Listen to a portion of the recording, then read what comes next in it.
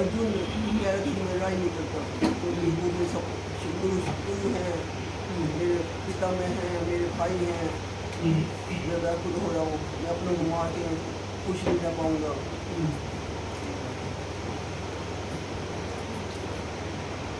तो अर्जुन युद्ध नहीं करना चाहते हैं, क्योंकि अर्जुन तरह तरह के लॉजिक्स दे रहे हैं कि सामने मेरे भाई बंधु हैं, मेरे अपने निज जन हैं, मेरे पितामह, मेरे गुरुजन, मेरे आचार्य, और साथ में मेरे भाई भतीजे, ससुर और कई तरह के अर्जुन बता रहे हैं कि मेरे ही अपने प्रियजन हैं, तो मैं उनसे युद्ध कैसे करूं? और अगर युद्ध करूंगा तो वर्ण संकर हो जाएगा। वर्ण संकर का अर्थ क्या है? किसको याद है? एक जाति का अवांछित संतान उत्पन्न अवांछित संतानें उत्पन्न होगी, क्योंकि युद्ध होगा तो पुरुष सारे मारे जाएंगे और स्त्रियां दूषित हो जाएंगी, और फिर उससे अवांछित संतानें उत्पन्न होंगी, और उससे हमारी पुरखों को कोई पिंड दान करने वाला भी नहीं होगा। तो फिर मैं ऐसा युद्ध नहीं करना चाहता कि युद्ध करने का, अगर मैं मारा जाऊंगा, अगर मैं जीत जाऊंगा, तो फिर उसको अगर भोगने वाला ही कोई नहीं है, तो फिर मैं उस युद्ध को करके क्या करूंगा? और अगर हार जाऊंगा तो फिर मैं युद्ध क्यों करूं? तो मुझे तो समझ में नहीं आ रहा है कि मैं किस कारण से युद्ध करूं, मैं क्यों युद्ध करूं? मेरे अपने ही तो हैं, मेरे सामने मेरे प्रियजन ही तो हैं, तो मैं इनके साथ युद्ध क्यों करूं? भगवान आराम से सुन रहे हैं, बहुत पेशेंस है भगवान में, ऐसा नहीं है, हमारी तरह नहीं है कि किसी ने कुछ बोल दिया तो उसको बीच में ही बात काट के और हम उसको जवाब देने लगते हैं कि हमसे इतना सुना नहीं जाता। लेकिन भगवान ने बड़ी पेशेंटली पूरे भगवान को, अर्जुन को सुना। युद्ध क्षेत्र में खड़े हैं, कुरुक्षेत्र के मैदान में खड़े हैं, और भगवान और अर्जुन की ये वार्तालाप चल रही है, और भगवान ने बड़े पेशेंटली सुना। अभी तक भगवान ने कुछ नहीं बोला। अब दूसरे अध्याय में के दूसरे श्लोक में पहली बार भगवान बोल रहे हैं। क्या कह रहे हैं? श्री भगवान ने कहा, हे अर्जुन, तुम्हारे मन में ये कलमश आया कैसे? कि अभी तक इतनी तरह की बातें सुनी अर्जुन से भगवान ने, तो तुम्हारे मन में ये कैसे, ये विचार, ये कलमश, ये कैसे आया? क्यों, कैसे एक क्षत्रिय हो भाई तुम, और क्षत्रिय होकर ऐसी बातें करते हो कि ऐसे में हो जाएगा तो ऐसे मैं क्या करूंगा, ऐसे मैं क्या करूंगा। एक क्षत्रिय का धर्म निभाओ, एक क्षत्रिय का कर्तव्य है कि धर्म की रक्षा के लिए युद्ध करना, और तुम कह रहे हो कि मेरे सामने मेरे भाई बंधु हैं, मेरे अपने निजजन हैं, मैं ये भोग के क्या करूंगा, इससे तो मैं भिक्षा लेकर के ही निर्वाह कर लूंगा। कोई क्षत्रिय का काम जीवन निर्वाह करना नहीं है। क्षत्रिय क्या है? क्षत्रिय एक ऐसी वर्ण है, हमारे कितने वर्ण हैं? 4 वर्ण हैं। कौन कौन से?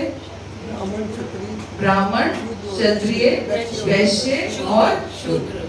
जिसमें क्षत्रिय जो है, ब्राह्मण जो है, वो बड़े कूल माइंडेड होते हैं, बड़े ठंडे स्वभाव के, और ब्राह्मण के ये गुण है कि वो ठंडे स्वभाव के होने चाहिए। लेकिन अगर आजकल के ब्राह्मण ऐसे नहीं हैं, तो इसका मतलब वो ब्राह्मण नहीं है। ब्राह्मण मीन्स ब्राह्मण बिल्कुल ठंडे स्वभाव का होना चाहिए, उसको किसी बात पे क्रोध नहीं, किसी चीज का लोभ नहीं, काम क्रोध, ये 6 विकार जो है उस ब्राह्मण के अंदर नहीं होने चाहिए, तभी वो ब्राह्मण है। तभी भगवान, हम आगे पढ़ेंगे 4थे अध्याय में, भगवान कहते हैं गुण कर्मा विभागिशा, कि ब्राह्मण केवल जन्म से नहीं होता, कि किसी ब्राह्मण के कुल में किसी ने बच्चे ने जन्म ले लिया तो वो भी ब्राह्मण हो गया, नहीं। ब्राह्मण के कुल में कोई बच्चा जन्म लिया, वो ब्राह्मण तब होगा जब उसमें ब्राह्मण वाले गुण पाए जाए, तब वो बच्चा ब्राह्मण होगा, अदरवाइज वो ब्राह्मण नहीं है। हमारे इस्कॉन में ब्राह्मण बनाए जाते हैं, ब्राह्मण दीक्षा दी जाती है, कब दी जाती है? जब उसमें ब्राह्मण वाले गुण आ जाते हैं, प्रैक्टिस कराई जाती है, अभ्यास कराया जाता है।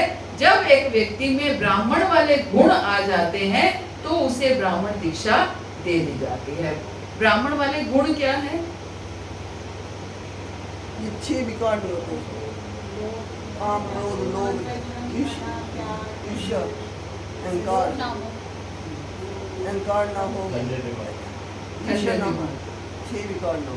तितिक्षवा, पहला गुण है तितिक्षवा, कि ब्राह्मण जो है सहनशील होता है, कोई कुछ भी कह दे वो सहन कर लेता है। कारुणिका, करुणामय होता है।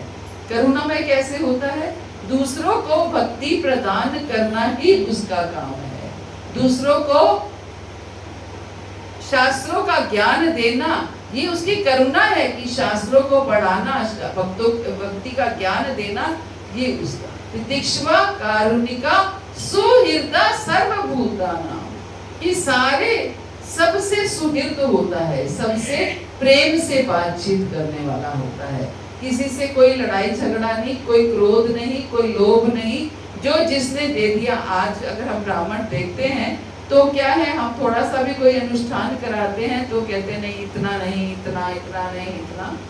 दैट इज नॉट ब्राह्मण। ब्राह्मण मीन्स जो आप यजमान ने दे दिया उसने चुपचाप ले लिया, है ना।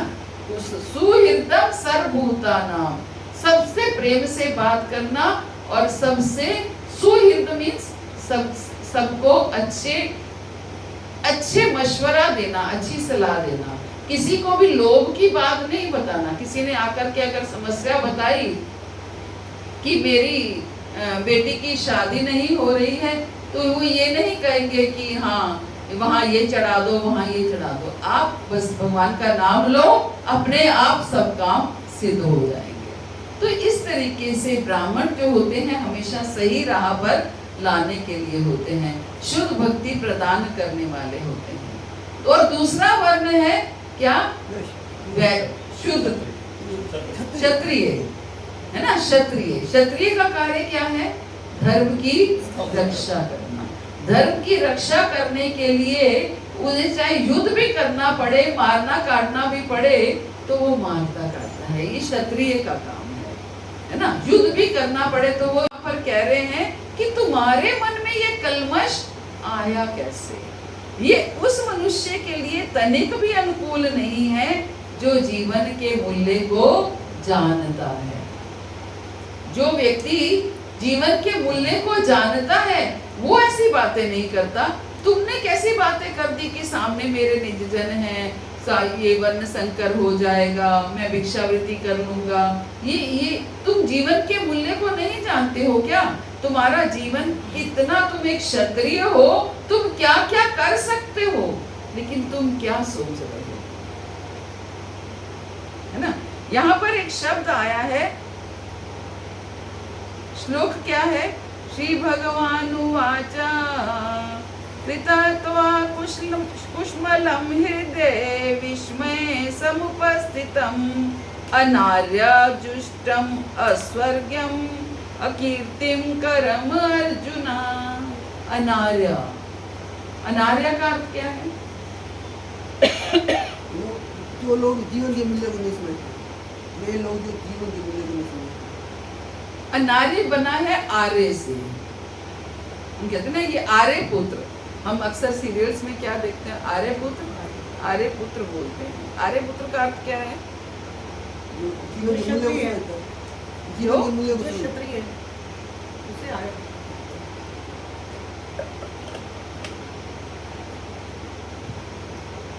एक तरह से जो सभ्य पुरुष हैं, जो सभ्य पुरुष हैं वो आर्य हैं, है ना।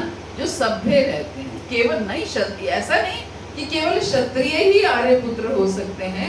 कोई भी सभ्य पुरुष आर्य पुरुष कहला सकता है ना। और यहाँ पर भगवान अर्जुन को क्या कह रहे हैं? अनार्य कह रहे हैं।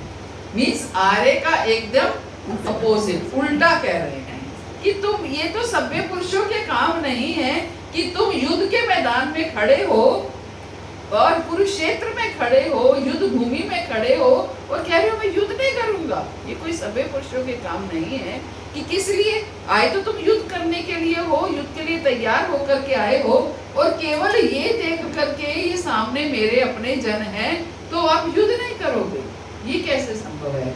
ये कोई अच्छी बात नहीं है। भगवान क्या कह रहे हैं? ये कोई अच्छी बात नहीं है, ये उस मनुष्य के लिए तनिक भी अनुकूल नहीं है जो जीवन के मूल्य को जानता है। इसका मतलब क्या है? तुम तो जीवन के मूल्य को ही नहीं जानते हो। भगवान एकदम अर्जुन को डांट देते हैं, है ना, गुस्सा कर देते हैं कि ये क्या तरीका है, तुम युद्ध, ये वैसा हो गया जैसे हमारा बच्चा हमारे साथ हमें बार बार जिद कर रहा है कि मुझे मूवी जाना है, मुझे मूवी दिखा करके लाओ, और थिएटर के बाहर जाकर के टिकट जब ले ली तो जाकर के कहा अब मैं अंदर नहीं जाऊंगा, है ना, मैं अंदर नहीं जाऊंगा। तो माँ क्या करेगी? डांटेगी ना कि इतने दिन से शोर मचा रखा था कि मुझे मूवी लेकर के जाओ, मूवी लेकर के जाओ, अब मैं यहाँ लेकर के आई, टाइम निकाला, टिकट भी खरीदी और अब तुम कह रहे हो कि मुझे मूवी नहीं देखनी, है ना। वही हिसाब अर्जुन का है। इतने दिन से परेशान हो रहे थे, कौरवों पांडवों में इतना वो चल रहा था, लेकिन और इतने दिनों से तैयारी, एकदम से तो युद्ध हुआ नहीं था, इतने दिनों से युद्ध की प्लानिंग हुई, योजना बनी, तैयारी हुई, संधि के लिए भी भगवान को भेजा गया, संधि नहीं हुई। फिर अर्जुन कृष्ण के पास गए अपने पाले में उनको इनवाइट करने के लिए। जो कथा आती है कि अर्जुन जाके चरणों के पास बैठ गए और दुर्योधन जाकर के सिर के पास बैठ गए। तो क्या अर्जुन के पक्ष में भगवान राजी भी हो गए, उनके पक्ष में आने के लिए, उनका सारथी बनने के लिए राजी हो गए। और अब अर्जुन क्या कह रहे हैं? मैं युद्ध नहीं करूंगा। तो भगवान कहते ये कौन सी, ये कोई अच्छी बात नहीं है। एक अच्छा व्यक्ति, एक आर्य व्यक्ति ऐसे काम नहीं कर सकता। ये तो अनार्यों के काम है ना, ये तो अनार्यों के काम है, तुम ऐसा नहीं कर सकते। इससे क्या होगा? इससे उच्च लोक की नहीं अपितु अपयश की प्राप्ति होगी। अर्जुन क्या सोच रहा है कि मैं सबको मार दूंगा तो मार दूंगा तो मैं पाप का भागी बन जाऊंगा। इससे मुझे क्या होगा? मुझे नरक में भी स्थान नहीं मिलेगा, मैं नरक में चला जाऊंगा, मुझे निम्न लोकों की प्राप्ति होगी। तो भगवान क्या कह रहे हैं? इससे निम्न लोकों की उच्च लोकों की प्राप्ति नहीं होगी। अगर तुम कहीं इस ख्याल में बैठे हो कि युद्ध ना करने से तुम्हें उच्च लोकों की प्राप्ति हो जाएगी, तो उच्च लोकों की प्राप्ति नहीं होगी, और ना ही अपितु क्या होगा? अपयश प्राप्त होगा। अर्जुन क्या लग रहा है? उसको लग रहा है कि मैं युद्ध छोड़ के चला जाऊंगा तो मुझे यश प्राप्त होगा कि देखो मैं युद्ध नहीं किया मैंने। भगवान क्या कह रहे हैं? अपयश प्राप्त होगा। अपयश मतलब तुम्हें यश प्राप्त नहीं होगा, बल्कि तुम्हें उल्टा हो जाएगा, अपयश प्राप्त होगा। लोग तुम्हारा थू करेंगे, किस लिए? कि एक क्षत्रिय होकर के युद्ध के मैदान से भगवान ने युद्ध से भाग कर गए थे, उसके पीछे एक बहुत बड़ा कारण था, लेकिन आज तक उनको रणछोड़ कहा जाता है ना, आज तक उनको रणछोड़ कहा जाता है। तो अर्जुन अगर युद्ध नहीं करते तो अर्जुन, भगवान यही अलर्ट कर, ये मत सोचना कि अगर तुम युद्ध छोड़ करके चले जाओगे तो तुम्हें यश की प्राप्ति हो जाएगी। यश की प्राप्ति नहीं होगी, बल्कि तुम्हें अपयश प्राप्त होगा और तुम्हें निम्न लोकों की प्राप्ति। तुम कह रहे हो कि तुम युद्ध करोगे तो तुम्हें निम्न लोकों की प्राप्ति होगी, तो छोड़ के जाओगे तो तुम्हें उच्च लोकों की प्राप्ति नहीं होगी, क्योंकि तुम क्षत्रिय हो और क्षत्रिय का कर्तव्य है धर्म के लिए युद्ध करना। ये श्लोक में भगवान एक तरह से डांट रहे हैं अर्जुन को। और एक मुख्य बात जो है इस श्लोक में समझने वाली ये है कि पहला श्लोक धृतराष्ट्र का था। कौन सा था? किसको याद है? धर्म क्षेत्रे कुरुक्षेत्रे संवेदायुगे का 5 बार जो एक तो सबको याद करने के लिए बोला था। किसको किसको याद है? ये सुनाइए।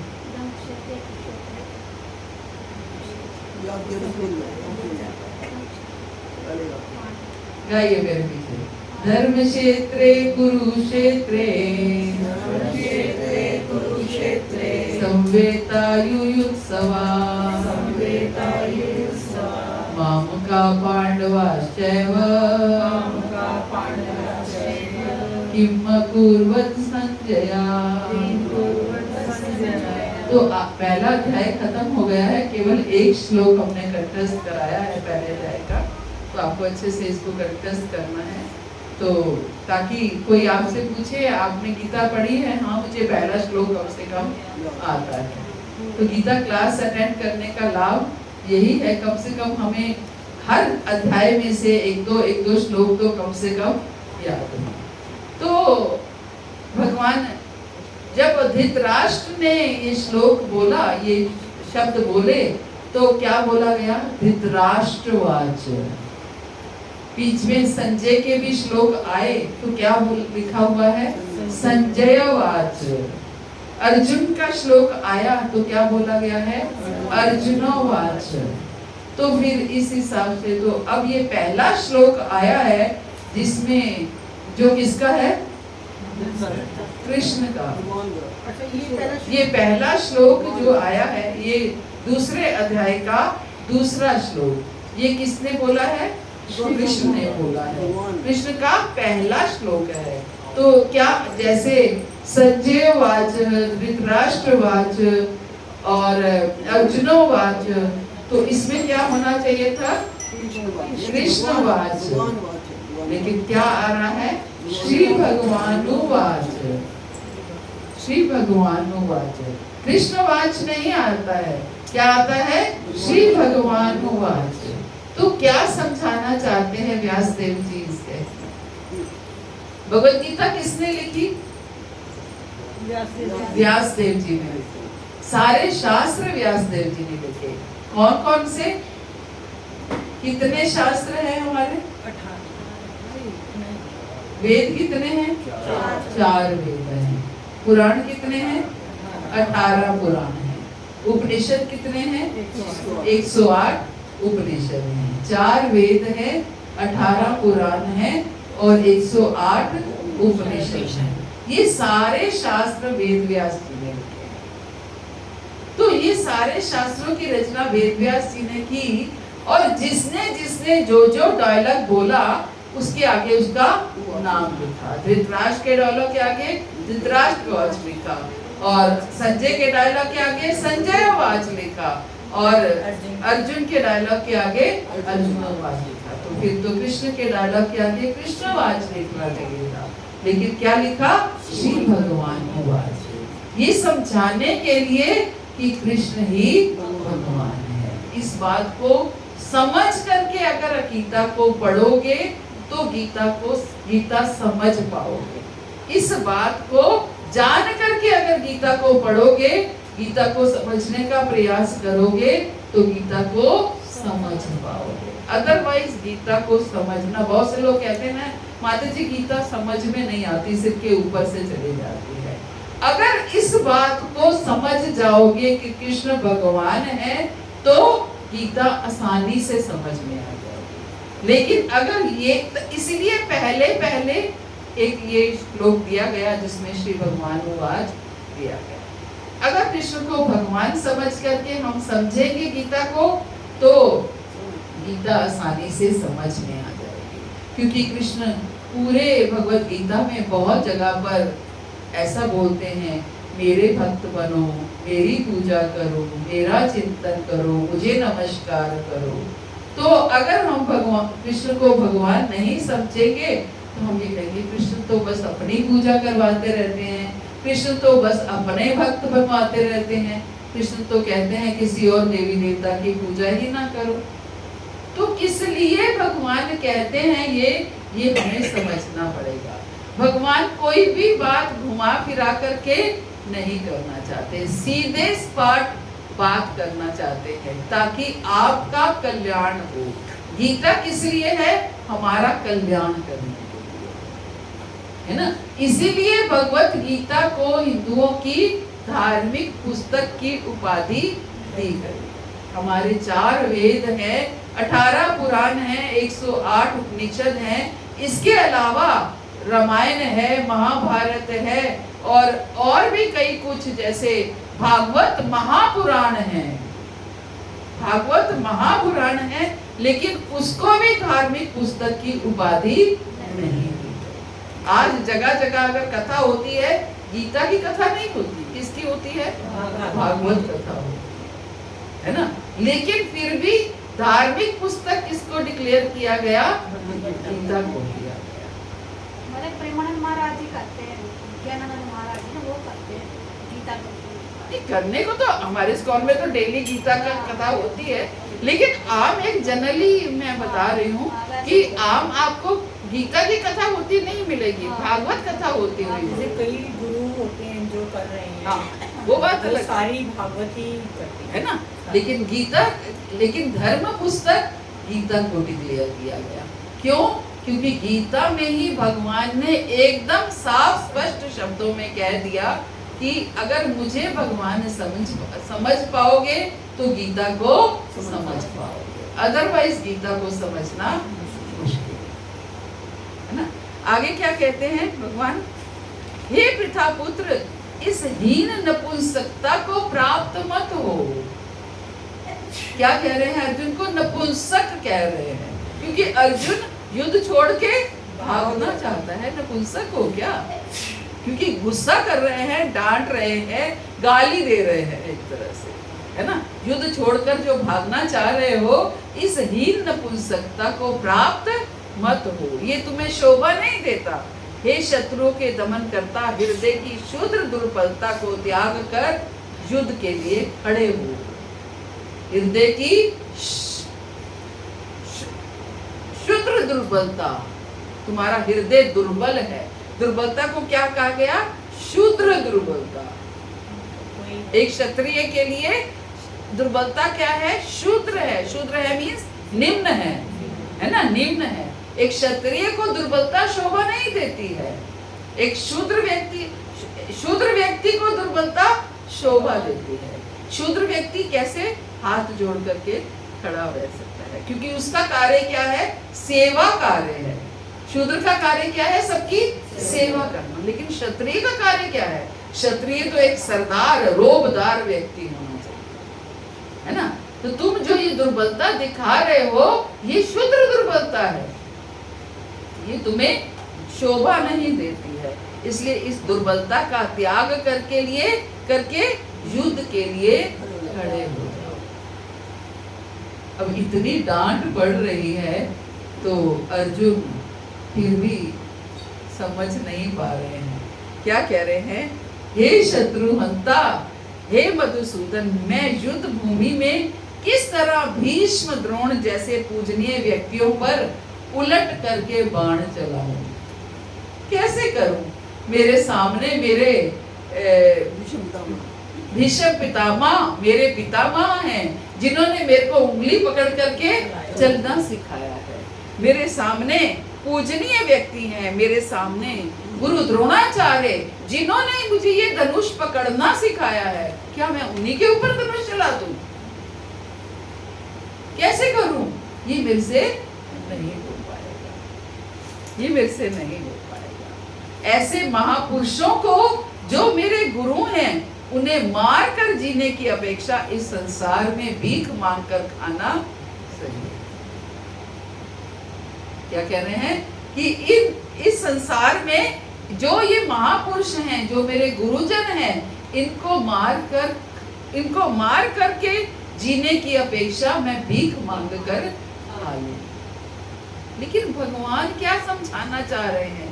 तुम खाने के लिए युद्ध नहीं कर रहे हो,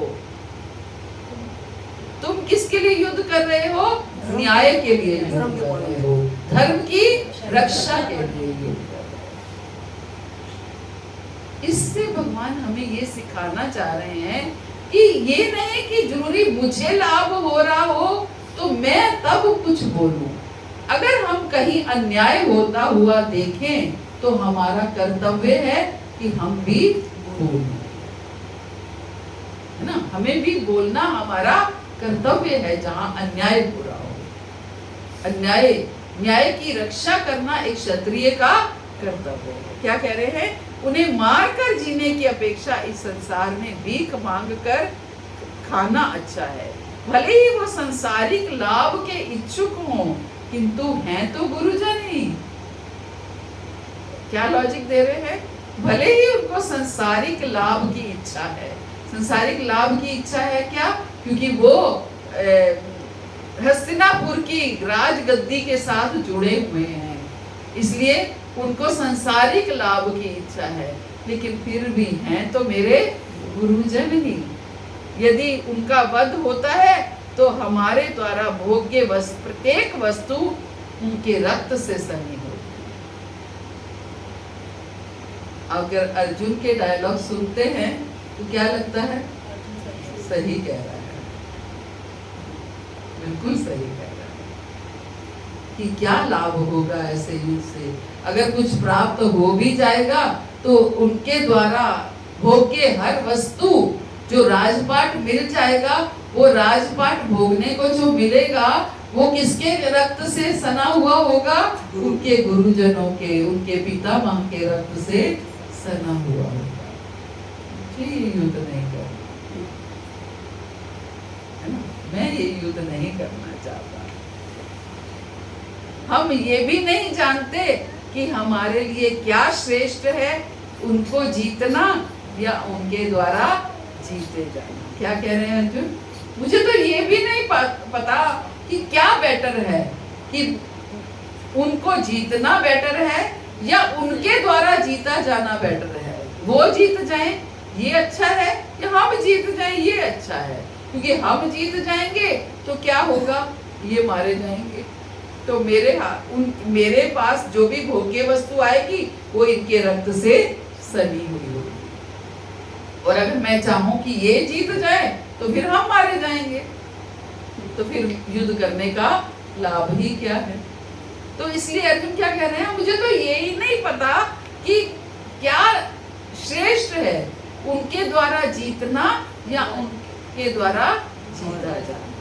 यदि हम धृतराष्ट्र के पुत्रों का वध कर देते हैं तो हमें जीवित रहने की आवश्यकता नहीं है। फिर भी ये युद्ध भूमि में हमारे समक्ष खड़े हैं मुझे युद्ध करने के लिए। तो अब अर्जुन बहुत घबरा रहे हैं, बहुत व्याकुल हो रहे हैं, उन कुछ समझ नहीं पा रहे हैं कि क्या किया जाए, क्या किया जाए। क्योंकि अगर युद्ध करेंगे तो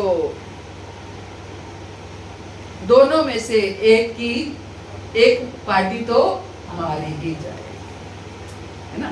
एक पार्टी तो मारी ही जाए। एक श्लोक मैंने छोड़ दिया। ऐसे महापुरुषों को जो मेरे गुरु हैं उन्हें मार कर जीने की अपेक्षा इस संसार में हम किया भीख मांग कर खाना अच्छा है। तो इस तरीके से अर्जुन जो है वो परेशान हो रहे हैं। और फिर अर्जुन अब क्या कर रहे हैं? जब व्यक्ति पूर्ण रूप से परेशान हो जाता है तो उसके पास एक ही रास्ता बचता है। वो क्या बचता है?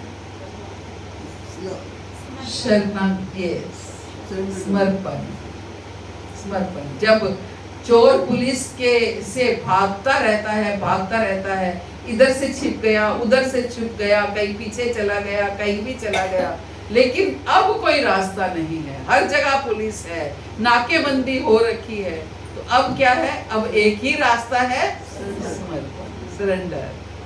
अब अर्जुन को कुछ समझ नहीं आ रहा, क्योंकि भगवान भी कह रहे हैं युद्ध करना जरूरी है। अर्जुन ने कई लॉजिक्स दे दिए, लेकिन कृष्ण मानने को तैयार नहीं। अब उस लॉजिक्स को देते देते अर्जुन थक गया है। अब क्या कह रहा है? मुझे नहीं पता कि युद्ध करना बेटर है या नहीं बेटर है, मैं नहीं जानता कि हमारे लिए क्या श्रेष्ठ है। अब अर्जुन कह रहे हैं कार्पण्य दोषो उपहर स्वभावा पृच्छामि त्वां धर्म सम्मूढ़ चेता यश्रेष्ठयाधिष्ठितं ब्रूहि तन्मे शिष्यस्तेऽहं शाधि मां त्वां प्रपन्नम्। सबके पास भगवत गीता है? किसके पास भगवत गीता नहीं है? नहीं है? क्यों? छोटी है तो लेके जाओ ना। भगवत गीता को पढ़ना है, हमें रोज पढ़ना है, डेली पढ़ना है, तभी ये हमारे मनुष्य जीवन का मैनुअल है। बिना मैनुअल के पढ़े हम मनुष्य जीवन चलाएंगे कैसे, समझेंगे कैसे? देखो धर्म क्षेत्र कुरुक्षेत्र याद कराया था, भूल गया ना? याद रोज रोज याद करना पड़ेगा। गाइए कार्पण्य दोषो स्वभावा, श्लोक नंबर 7 2.7। कार्पण्य दोषो स्वभावा, गाइए एक एक लाइन गाइए। कार्पण्य दोषो स्वभावा पृच्छामि त्वां धर्म सम्मूढ़ चेता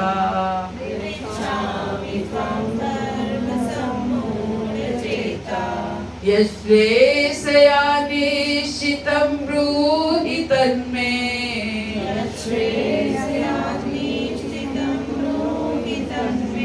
शिष्यस्तेऽहं शाधि मां त्वां प्रपन्नम्।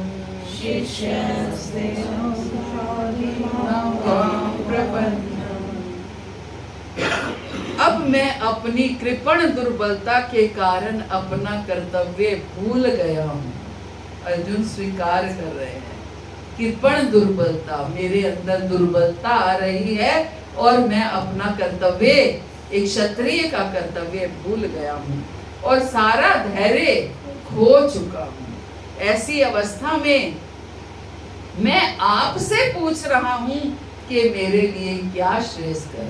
अब अर्जुन ने सरेंडर कर दिया। अब मैं आपसे पूछता हूँ, आप ही बता दीजिए कि मेरे लिए क्या श्रेष्ठ है, मेरे लिए क्या बेटर है, उसे निश्चित रूप से बताएं। अब मैं आपका शिष्य हूँ और आपका शरणागत हूँ, कृपया मुझे उपदेश दे। अब अर्जुन ने क्या डिक्लेयर कर दिया? अब मैं आपका शिष्य हूँ, अब मैं आपका शिष्य हूँ, आपका शरणागत हूँ। अब कृपया आप मुझे उपदेश दीजिए। अभी तक तो अर्जुन अपने चला रहे थे, अब पूर्ण रूप से शरणागत होकर के क्या कह रहे हैं? अब आप मुझे उपदेश, आदेश नहीं उपदेश दीजिए। उसके बाद भगवान उपदेश देना शुरू कर। तो ये श्लोक आपको कंठस्थ करना है, होमवर्क फॉर द वीक। और अगली क्लास हम इसी श्लोक से ही शुरू करेंगे।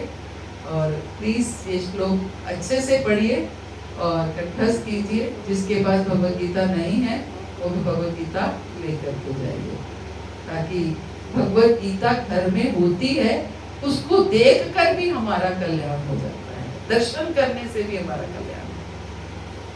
जब आप हाथ में उठाएंगे तो सोचिए कितना कल्याण होगा, और जब आप पढ़ेंगे तो सोचिए कितना कल्याण होगा, और जब आप उसको समझेंगे तो कितना कल्याण होगा, और जब अपने जीवन में उतार देंगे तो कल्याण ही कल्याण।